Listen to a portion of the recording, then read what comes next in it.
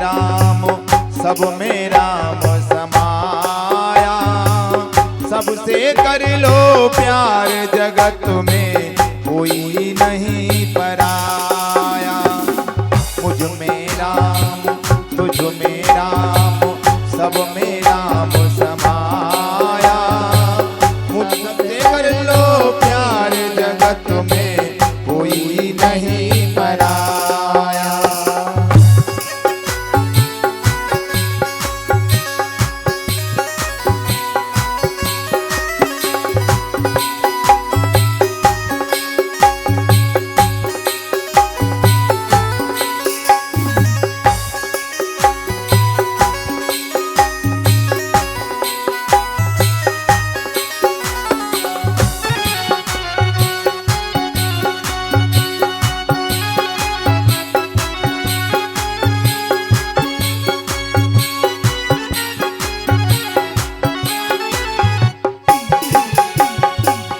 एक बाग के फूल हैं सारे, एक हार के मोती।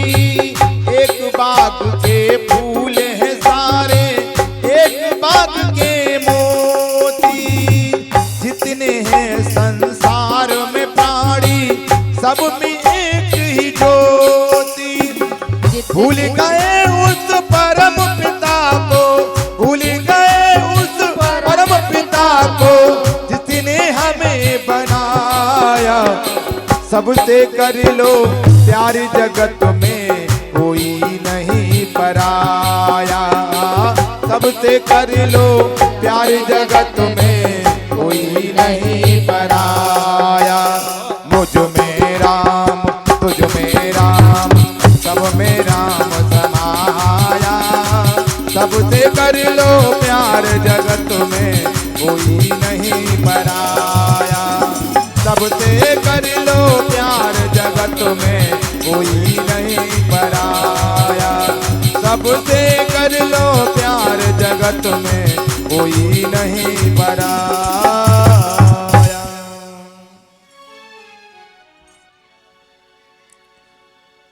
आज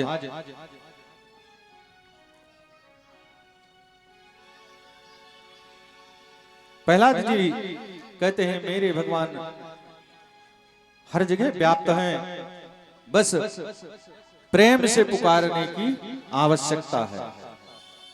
हम कहीं भी प्रेम से पुकारेंगे मेरे भगवान वहीं पे प्रकट हो जाएंगे। अब हिरण्याकश्यप कहता है यदि तेरे भगवान सर्वत्र हैं, कड़कड़ में विराजमान हैं, तो क्या तेरे भगवान इस खंभे में भी हैं? जब कड़कड़ में व्याप्त हैं तो तेरे भगवान क्या इस खंभे में भी हैं?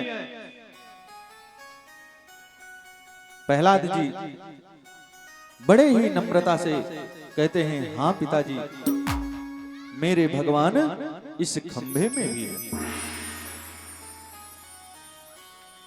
अब क्रोध आया हिरण्याकश्यप को और अपने गदा उठाया और अपनी गदा उठाया, घुमाकर जोर से खंभे पे प्रहार किया।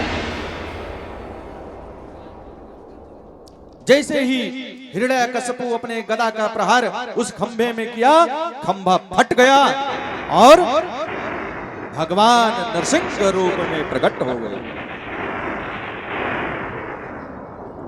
कहते हैं गगन गटगट गायो, खंभ फटो चरचरानो, निकसो नर नाहर को रूप अति भयानक है।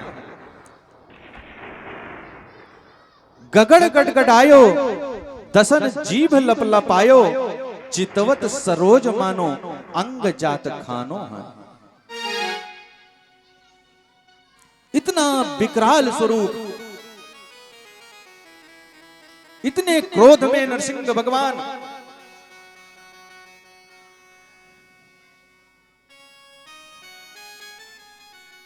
और इतनी तेज से गर्जना किए कि वहां पे जितने दैत्य लोग थे सब मूर्छित होकर गिर पड़े। एक बार बोले नरसिंह भगवान की जय हो। भगवान नरसिंह भगवान कब प्रकट हुए? मध्याह्न काल है, मध्याह्न काले 12 बजे, दिन में 12 बजे नरसिंह भगवान प्रकट हुए और हिरण्यकश्यप और नरसिंह भगवान के बीच में युद्ध छिड़ गई।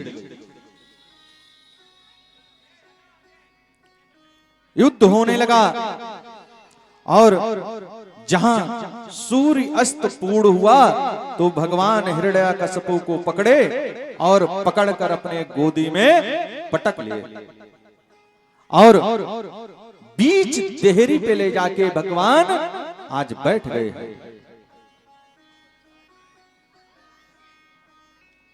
और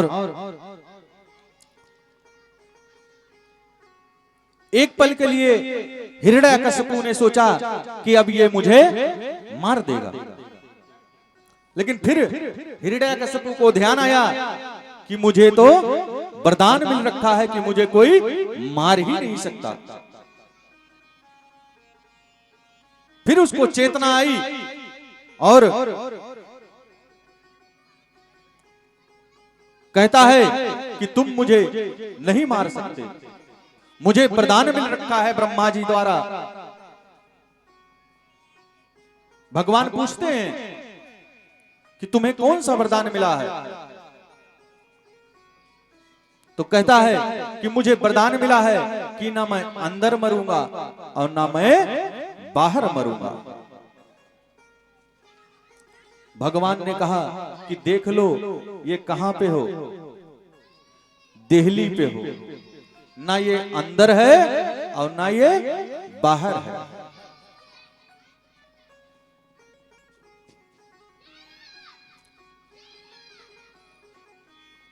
और हिरण्यकश्यप बोला कि मुझे और वरदान मिल रखा है। भगवान पूछते हैं और कौन सा वरदान मिला है? हिरण्यकश्यप कहता है कि ना मैं ऊपर मरूं ना मैं नीचे मरूं। भगवान कहते हैं देख मैं तुझे कहां बैठा रखा हूं? अपने गोदी में, ना तू नीचे है और ना तू ऊपर है, बीच में है। हिरण्यकश्यप कहता है कि मुझे और वरदान मिल रखा है।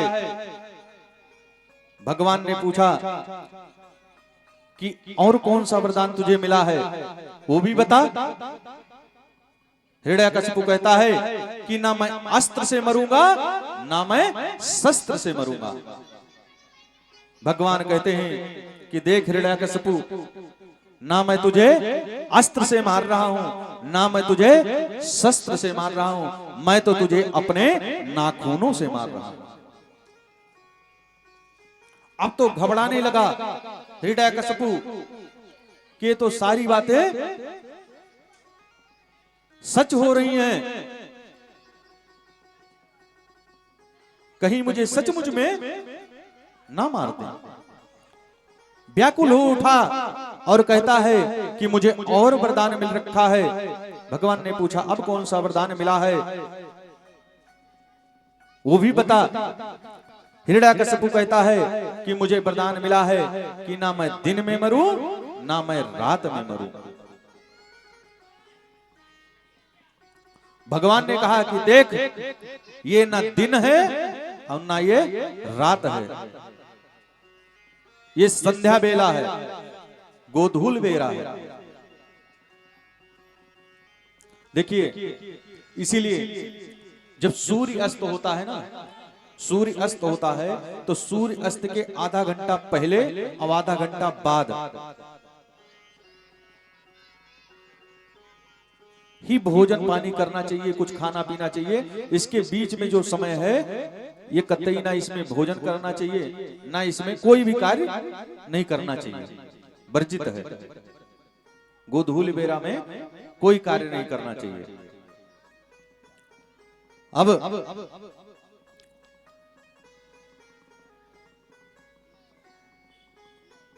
हिरण्यकश्यप कहता है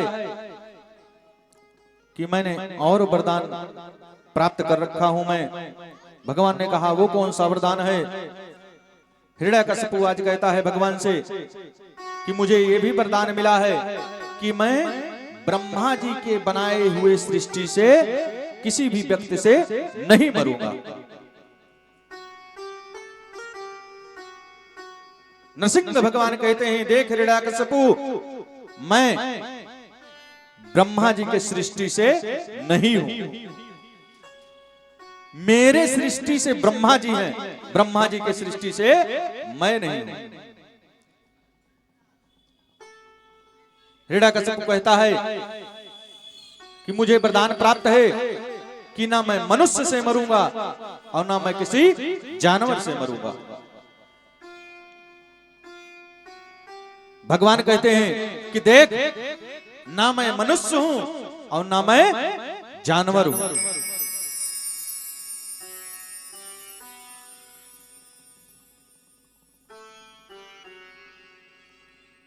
हिरण्यकशिपु कहता है कि मुझे वरदान प्राप्त है कि जो 12 महीना बनाया हुआ है आप में, ब्रह्मा जी ने जो 12 महीना बनाया है, मैं उस 12 महीने में किसी भी दिन नहीं मरूंगा।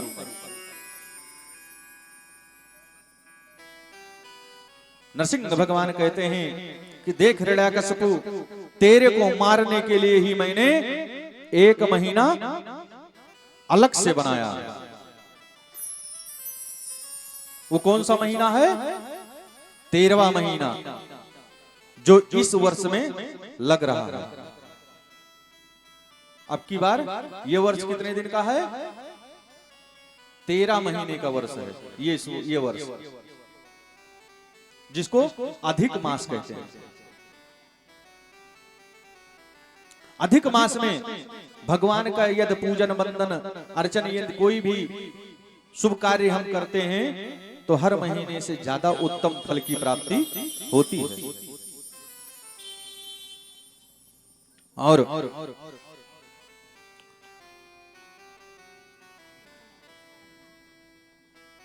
अंततः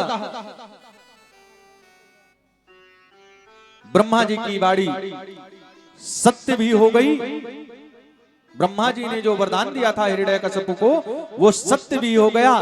और अंततः नरसिंह भगवान अपने विशाल नखों को हिरण्यकशिपु के उदर में घोंपकर उसकी आंतों को चीरकर बाहर निकाल लिया और हिरण्यकशिपु का अंत हो गया।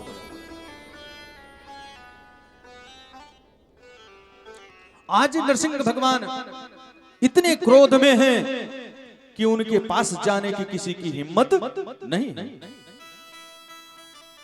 आज भगवान नरसिंह के क्रोध को कोई शांत करने वाला नहीं है। इतना विकराल स्वरूप, इतने क्रोध में भगवान।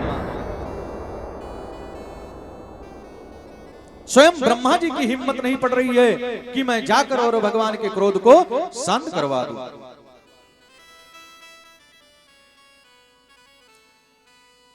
सभी लोग लक्ष्मी जी के शरण में गए और कहते हैं मैया आप चल के भगवान के क्रोध को शांत करा दो।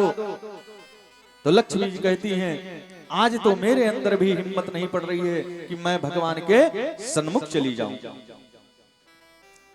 फिर कोई जाएगा नहीं, भगवान के क्रोध को शांत नहीं कराएगा तो भगवान का क्रोध शांत कैसे होगा।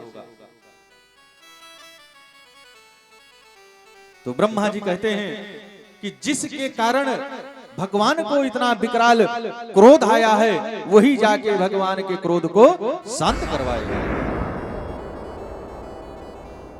आकर ब्रह्मा जी प्रहलाद जी को कहते हैं कि पुत्र भगवान के पास जाइए और भगवान के क्रोध को शांत करवाओ। आज छोटे से प्रहलाद जी मात्र 10 वर्ष की अवस्था है, कांपते हुए धीरे धीरे भगवान के सन्मुख गए और कहते हैं कि हे भगवान